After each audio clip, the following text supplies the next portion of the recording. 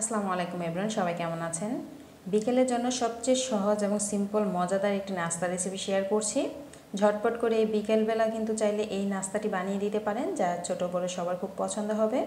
White sauce pasta recipe share করছি। এখানে কোনো মাংস বা ডিমের প্রয়োজন নেই, সবচেয়ে সহজভাবে কিন্তু বানিয়ে দিতে পারেন।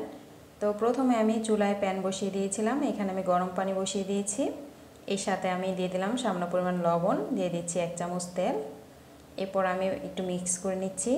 পানিটা যখন গরম হয়ে যাবে তখন আমি পাস্তাগুলো দিয়ে দিচ্ছি। এখানে আমি 2 ধরনের পাস্তা নিয়েছি, যে ম্যাকারন পাস্তা থাকে সেটা, আর যে লম্বা ধরনের সেটা। তো দুইটা একসাথে মিক্স করে আজকে রান্না করব। এখন গরম পানিতে দিয়ে দিলাম, দিয়ে কিছুক্ষণ এভাবে নাড়তে হবে, নাহলে গরম পানির মধ্যে দিলে দেখা যায় অনেক সময় লেগে যায় পাস্তাগুলো। তো এগুলো কিন্তু আমার সিদ্ধ হয়ে গেছে দেখুন। এরপর এগুলোকে এখন আমি তুলে নিচ্ছি, নিয়ে পানি ঝরিয়ে এক সাইডে রেখে দিব। এরপর প্যানে আমি এখন তেল দিয়ে দিচ্ছি 2 চামচের মতো রান্না করা তেল। আপনারা কিন্তু চাইলে এখানে বাটারটা ব্যবহার করতে পারেন।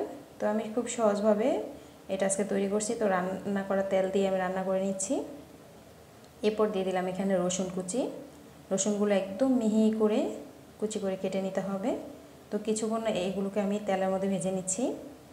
এরপর এখানে আমি 2 চামচ পরিমাণ ময়দা দিয়ে দেব, দিয়ে কিছুক্ষণ এই তেলের মধ্যে ভেজে নিব। হাতের কাছে যদি বাটার থাকে অবশ্যই বাটারটা ব্যবহার করতে পারেন, এতে করে কিন্তু ফ্লেভারটা ভালো হবে।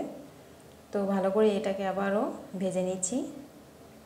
কিছুক্ষণ এভাবে ভেজে নিলে দেখা যাবে ময়দাটা খুব সুন্দরভাবে ভাজা হয়ে যাবে, ফ্লেভারটা ভালো আসবে। এরপর এখানে আমি 2 কাপ পরিমাণ তরল দুধ দিয়ে দিচ্ছি, দিয়ে ভালো করে মিক্স করে নিচ্ছি। এর সাথে দিয়ে দিচ্ছি আধা চামচের মতো গোলমরিচের গুঁড়া, দিয়ে দেব সামান্য কিছু চিলি ফ্লেক্স, দিয়ে আবারও ভালো করে মিক্স করে নিচ্ছি। কিছুক্ষণ জাল করে নেব এইভাবে। এরপর আমি এখানে দিয়ে দিচ্ছি চিনি, দিয়ে দিচ্ছি 1 চামচ পরিমাণ, কারণ পাস্তার মধ্যে একটু চিনি দিলে কিন্তু এটা ফ্লেভারটা ভালো আসে, খেতেও খুব ভালো লাগে। স্বাদ মতো লবণ দিয়ে দিচ্ছি। এরপর এখানে আমার কাছে পাস্তার যে মশলাটা ছিল সেটা দিয়ে দিচ্ছি। পাস্তার ছোটো প্যাকেটে কিন্তু এরকম মশলা পাওয়া যায়, কিন্তু বড় প্যাকেটগুলোর মশলা থাকে না। তো আমি এখানে পাস্তার মশলাটা দিয়ে দিচ্ছি। চাইলে কিন্তু এখানে নুডলসের মশলা অ্যাড করতে পারেন, এতে কিন্তু ফ্লেভারটা খুব ভালো আসবে। তো দিয়ে এইভাবে কিছুক্ষণ জাল করে নিচ্ছি।